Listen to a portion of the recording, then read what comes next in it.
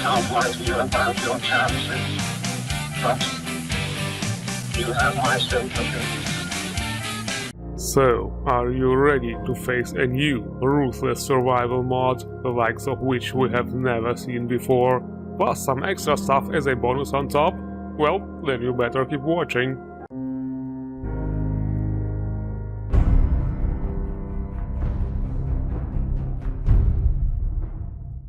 And so, once again, it's time to change the warm and shiny Commonwealth we all know and love and experience a true nuclear winter by Divine122. Inspired by games like Frostpunk and The Division, this mod does not only add frosty effects like the visible breath, but also introduces new temperature-based game mechanics, similar to the mod Frostfall.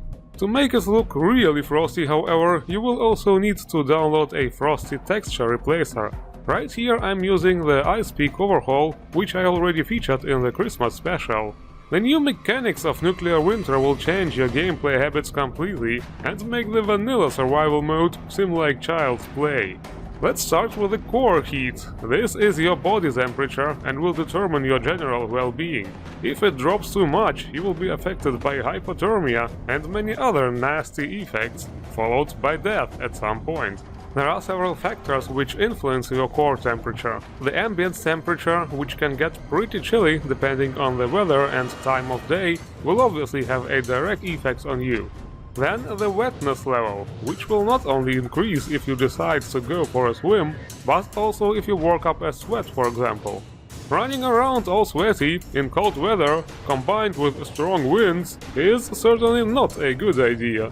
But of course there are also ways to protect yourself from the cold. Staying close to heat sources is obviously the best way to get you warmed up. Another important value is the insulation factor of your armors. However, only vanilla armors will have insulation by default, so if you want to use a mod armor, you can set the insulation values yourself using the MCM menu. Another way to fight the cold is by using certain foods and beverages. Oh yes, the good old vodka will certainly come in handy here, comrades! There are also some useful unique items, like blankets to keep you warm during sleep, and so on. It is really a quite well thought through and logical system. And on top of all that, this mod also optionally offers a new creature to go with the frosty theme, the so-called frozen ones. Basically like the glowing ones, but yeah, I guess you get the idea. So altogether, definitely a great and challenging mod. So good that it might even make you reinstall Fallout 4. Yeah, that sounds really good. I should put that on the thumbnail, in gigantic capital letters. Nah, I won't. I mean, come on. Only a complete faggot would do something like that. But now let's imagine all that didn't happen for a second and talk about grass. Because you know how we can install all the badass looking grass mods, but then this stuff is just everywhere, even in the settlements, which sucks. But now we have Better Landscape Grass by Flecked. This mod really somehow manages to remove the nasty grass in settlements only and leave it intact everywhere else. This was always a major drawback of grass mods, because the new grass would always cover everything. So I really am quite impressed by that. Finally they did it. Great mod.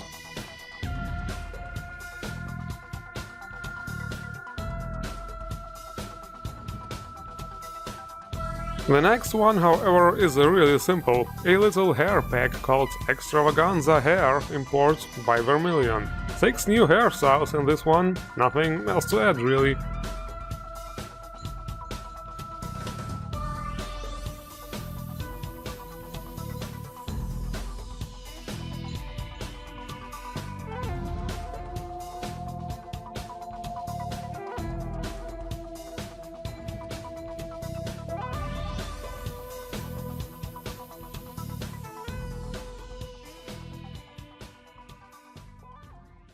Well, cold or not, expanding our weapon collection is always a good idea, so let's do it. Custom Mossberg 590A1 by Ranger Vogue Rico Ginger. Yeah, whatever. That's a shotgun. I'm no weapon expert, but I'm pretty sure of that. Not a standalone mod, by the way. To make this work, you'll also need War Daddy's Winchester 1897, which I also already reviewed.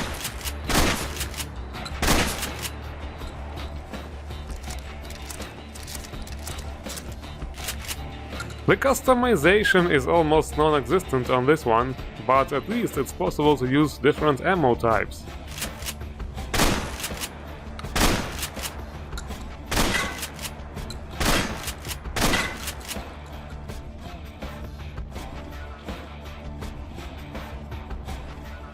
The next one is Type 89 rifle by Mikao.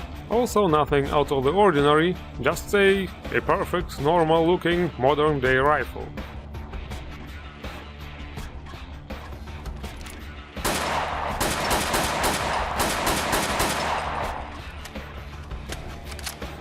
On this one we have some more visual customization, but also nothing out of the ordinary.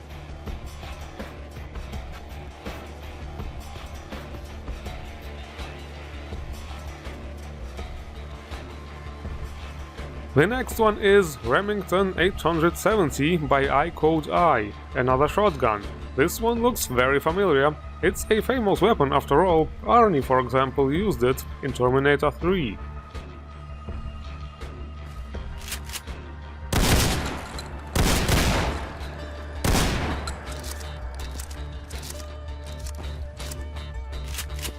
The customization on this weapon is certainly a bit more juicy, many different attachments including a variety of grips, and also very stylish looking short versions, and here too some different ammo types.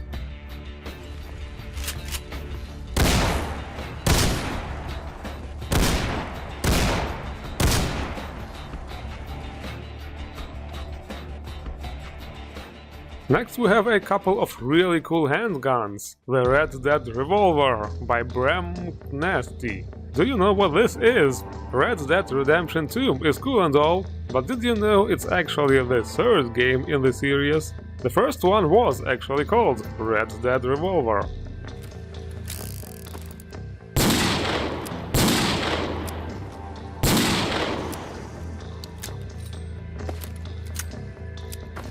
The customization keeps getting juicier. Several types can be built, not only the classic looking revolver, and also dressed in a huge amount of really stylish and shiny skins.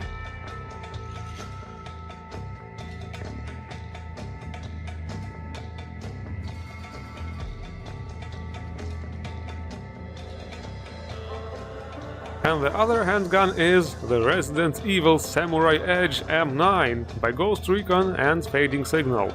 Yeah, no comment to this game, because I'm on really bad terms with that new re-engine. Could make a whole video about it. The gun looks really smoking though.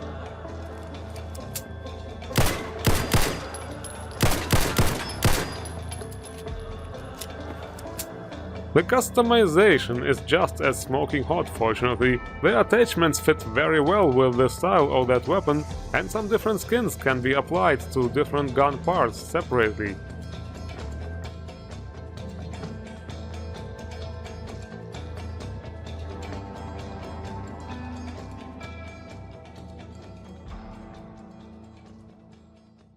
About the armors, I can't really promise you armors this time, but yeah, whatever. Yivian Brand by Konata Inoue and Swarm Queen. Yep, leggings. And not only leggings, but also fitting tops. All from that Yivian Brand, whatever that's supposed to be. But yeah, the variety of designs is really vast indeed.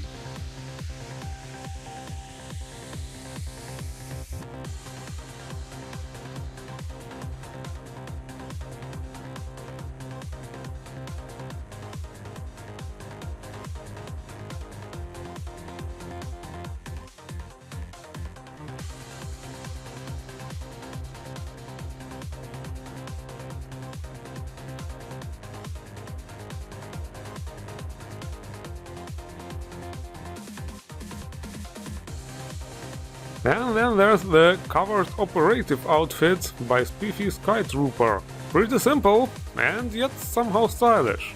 And it's available for both genders. No customization though.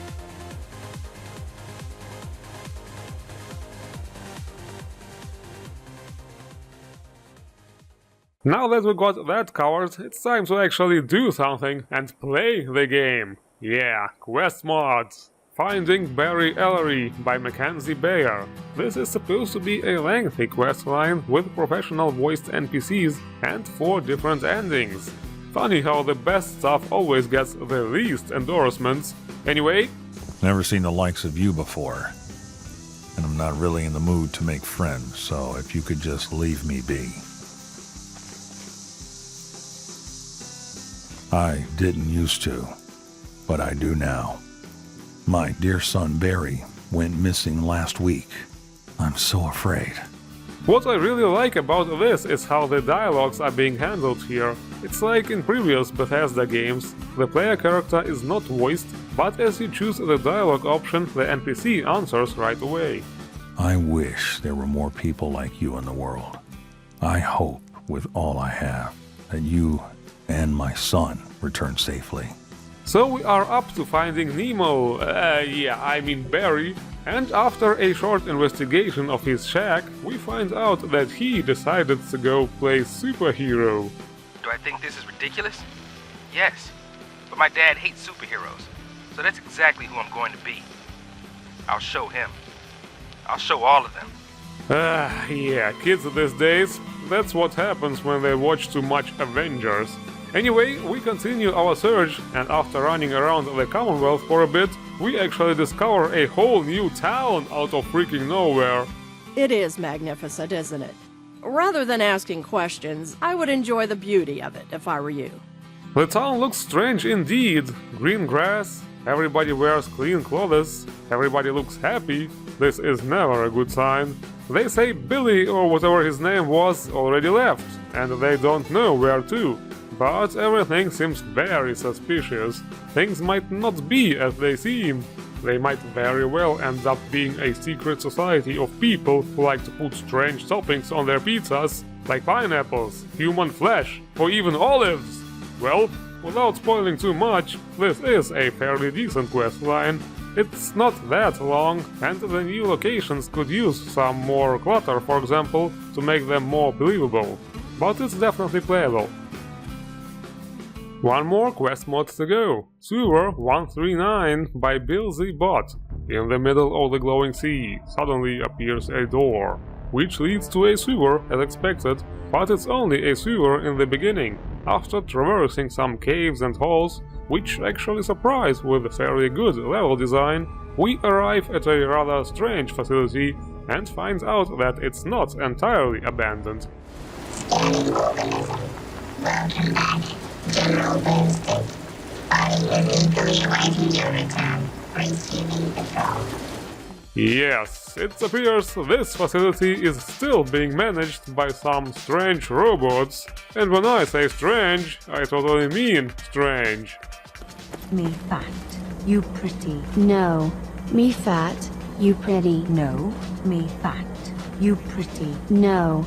Me fat, you pretty. No, Has AI gone too far? I don't know. Look, I really don't know what's going on in here, and from the looks of it, those who might know probably won't be able to tell me anymore. This place is really huge and mazy, by the way. It's more about exploration than combat, but there are also some areas with many enemies. And there is also plenty more of weird stuff. You're listening to Battle-tec Radio on 87.82.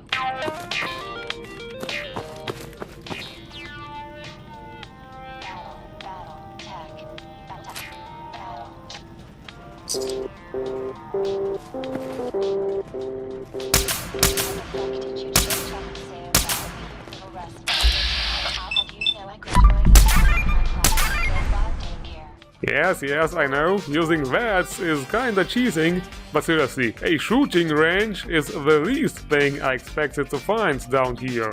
But it's definitely cool. But I still don't know what the heck is going on here. Oh, wait, I think we're finally getting somewhere. There it is. Welcome back to the arena, General Boomstick. Ready to pursue some more concerning battle investigations in the name of science? Or as we say in the Commonwealth, do you feel lucky? Well, do you, punk? Well, that's it. This place is just way too random, even for me. but it's definitely a very fun place. If you are bored, pay it a visit. You won't be disappointed. And this is it for this episode. The links to all mods as always in the description below. Don't forget to endorse the mods you like. And if you like crazy robots, hit the like button and subscribe for more best new Fallout 4 mods. I thank you all for watching and see you around.